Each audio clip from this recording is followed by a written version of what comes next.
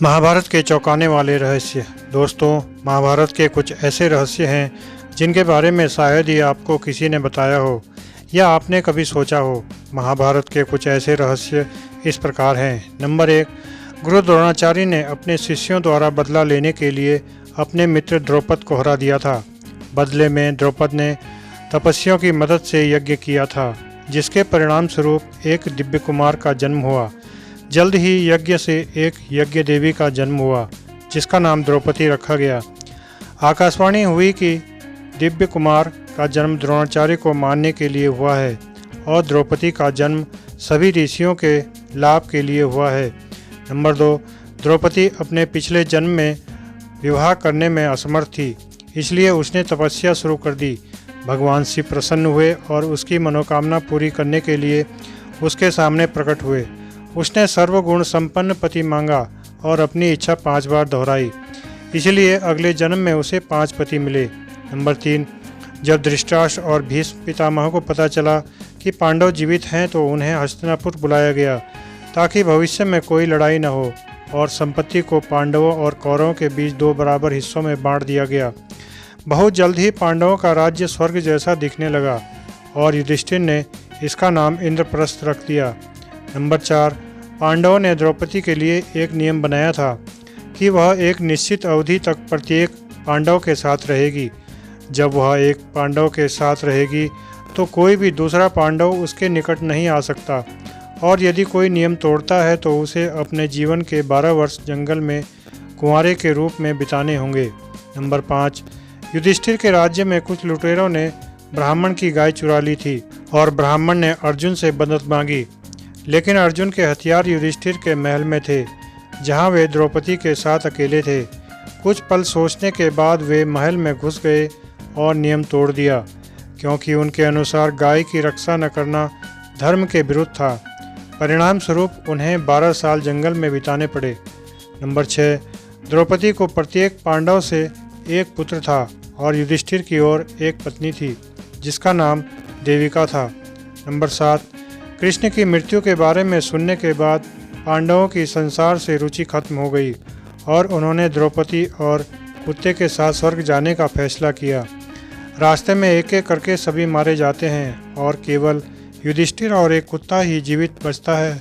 अपने धर्म के कारण युधिष्ठिर ही एकमात्र ऐसे इंसान थे जिन्हें जीवित ही देवलोक जाने का सौभाग्य प्राप्त हुआ था।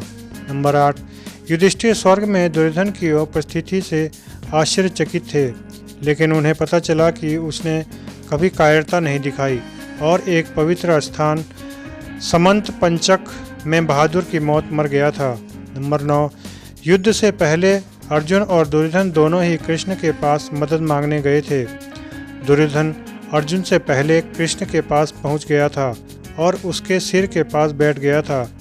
अर्जुन दुर्योधन के बाद आया और कृष्ण के पैरों के पास बैठ गया। जब कृष्ण उठे तो उन्होंने अर्जुन को सबसे पहले देखा, क्योंकि वह उनकी नज़र के ठीक सामने था, और उससे उसके आने का उद्देश्य पूछा। हालांकि चूंकि दुर्योधन अर्जुन से पहले आया था, इसलिए वह क्रोधित हो गया और शिकायत की कि वह पहले आया है। इस पर कृष्ण ने जवाब दिया कि चूंकि उसने अर्जुन को पहले देखा है, इसलिए उसकी इच्छा पहले पूरी होगी। अर्जुन ने कृष्ण से मौका मिलने पर उसे अपने पक्ष में आने के लिए कहा, जिससे दुर्योधन बहुत खुश हुआ, क्योंकि उसे सेना चाहिए थी, न कि निहत्थे कृष्ण। नंबर 10, यह एक मास्टर प्लान था। युद्ध से पहले अर्जुन और दुर्योधन दोनों को कृष्ण और उनकी सेना के बीच चयन करना था। अर्जुन ने खुशी खुशी कृष्ण को चुना और दुर्योधन ने खुशी खुशी सेना को चुना, इसलिए यह कृष्ण नहीं थे जिन्होंने वास्तव में कौरवों को अपनी सेना दी थी। नंबर 11, दरअसल कृष्ण ने यह नाटक इसलिए किया क्योंकि उन्हें पता था कि अर्जुन उन्हें पसंद करेंगे, और दुर्योधन, जिसने कभी कृष्ण को भगवान नहीं माना, शक्तिशाली सेना को पसंद करेगा। वह कभी कौरवों के पक्ष में नहीं रहना चाहता था, और सौदे से अर्जुन और दुर्योधन दोनों खुश और संतुष्ट थे। दोनों ने सोचा कि दूसरे व्यक्ति को जो मिला वह उसके द्वारा चुने गए विकल्प की तुलना में बेकार है। नंबर 12, फिर कृष्ण अपनी सेना कौरवों को क्यों देना चाहते थे? वह दुर्योधन को कुछ भी क्यों देना चाहते थे? कृष्ण के अवतार मिशन में से एक था उपमहाद्वीप को शक्तिशाली योद्धाओं से मुक्त करना और संतुलन बहाल करना, क्योंकि उस समय राजाओं के पास बहुत अधिक शक्ति, सेना, हथियार, बहुत अधिक शक्तिशाली योद्धा थे और वह शक्ति समग्र समाज की शांति को चुनौती देती थी। इस मिशन में वह चाहते थे कि उनकी शक्तिशाली सेना भी नष्ट हो जाए, इसीलिए उन्होंने उन्हें कौरवों को दे दिया। नंबर 13, यह अर्जुन ही था जिसने कृष्ण की सेना का वध किया था। कृष्ण के सारथी नारायणी सेना के रूप में उनकी सहायता से कृष्ण की सेना ने समसप्तकों के साथ मिलकर अर्जुन के विरुद्ध युद्ध लड़ा था और उसने ही उन सभी का सफाया कर दिया था। नंबर 14, यदि कृष्ण ने अपनी नारायणी सेना 2 अक्षौणी पांडव पक्ष को दे दी होती तो दोनों पक्षों की सेनाओं का आकार बराबर होता। कौरव सेना 11-2 बराबर 9 अक्षौणी, पांडव सेना 7+2 बराबर 9 अक्षौणी। नंबर 15, अगर युद्ध के आरंभ में दोनों सेनाओं का आकार बराबर होता तो जीतने वाले पक्ष के पास युद्ध के अंत में बड़ी संख्या में सेना बचती। छोटी सेना से शुरू करने के बावजूद पांडवों के पास अंत में कुछ सेना बची रहती, इसलिए अगर वे बराबर संख्या से शुरू करते तो पांडवों के पास अंत में 2 अक्षौणी से ज़्यादा सेना बची होती। फिर उन्हें कौन मारेगा? यही कारण है कि कृष्ण ने अपनी सेना हारने वाले पक्ष को दे दी। नंबर 16, कृष्ण को दुर्योधन की मदद करने की जरूरत नहीं थी। क्षत्रिय नियमों के अनुसार योद्धाओं को हमेशा अपने दोस्तों की मदद करने का अधिकार था, चाहे दूसरा पक्ष कहे या न कहे। केवल वही व्यक्ति जो किसी भी पक्ष से ज़्यादा जुड़ा हुआ नहीं होता, वह उस पक्ष की मदद लेता है जो पहले उसके पास आता है। हम यह भी देख सकते हैं कि कौरवों और पांडवों के ज़्यादातर महत्वपूर्ण सहयोगियों ने अपनी दोस्ती और पिछली दुश्मनी के आधार पर अपना पक्ष चुना। नंबर 17, व्यक्तिगत रूप से कृष्ण हमेशा पांडवों के साथ थे, लेकिन आधिकारिक तौर पर उनके राज्य का पांडवों और कौरवों दोनों के साथ समान राजनीतिक संबंध था, इसलिए उन्होंने दुर्योधन को भी कुछ भौतिक सहायता प्रदान करने का निर्णय लिया। नंबर 18, हालांकि महाभारत के अनुसार यादवों का एक विशेष समूह अभी भी पांडवों की ओर से लड़ा था। इसमें कृष्ण के पुत्र प्रद्युम्न भी शामिल थे। सात्यकी मुख्य रूप से पांडवों की ओर से लड़े थे क्योंकि अर्जुन उनके गुरु थे। नंबर 19, कृष्ण पांडवों के पक्ष में रहना चाहते थे क्योंकि उनका मानना था कि वे धर्म का पालन करते हैं और धर्म की स्थापना के अपने मिशन को पूरा करने के लिए एक साधन है। लेकिन शायद अपनी सेना के भीतर असंगत आवाज़ों के कारण या किसी अन्य कारण से उन्होंने खुद को सेना से अलग कर लिया। कृष्ण ने अपनी सेना को नहीं छोड़ा।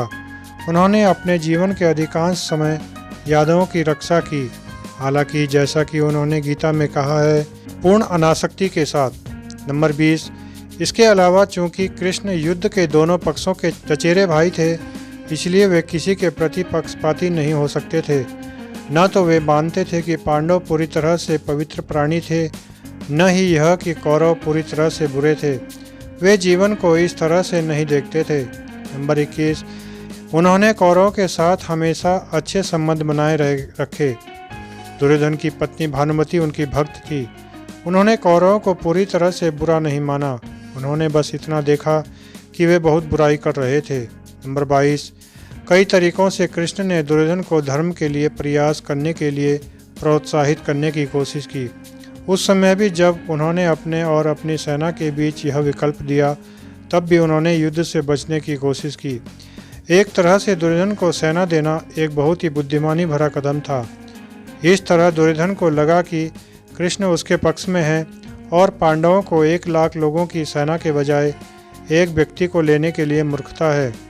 यह दुर्योधन के लिए कुछ ऐसा हो सकता था जिससे वह शांति स्थापित कर सकता था, लेकिन यह विफल रहा। नंबर 23, कृष्ण पांडवों के पक्ष में रहना चाहते थे क्योंकि वे उन्हें धर्म का पालन करने वाला और धर्म की स्थापना के अपने मिशन को पूरा करने का साधन मानते थे। नंबर 24, युद्ध के समय कौरवों की ओर से भीष्म पर दुर्योधन ने पांडवों को नुकसान पहुंचाने और उनका पक्ष लेने का आरोप लगाया। यह सुनकर भीष्म बहुत क्रोधित हुए और अपने क्रोध में उन्होंने मंत्रों से भरे 5 सोने के बाण लिए। उन्होंने प्रतिज्ञा की कि पांडव सूर्यास्त से पहले मर जाएंगे। दूसरे दिन दुर्योधन को संदेह था कि भीष्म कभी भी उनके साथ कुछ बुरा नहीं करेंगे, इसीलिए वह उन बाणों को अपने साथ ले गया। भगवान कृष्ण ने अर्जुन को याद दिलाया कि दुर्योधन ने उसे वरदान देने का वादा किया था और उससे 5 सुनहरे बाण मांगने चाहिए।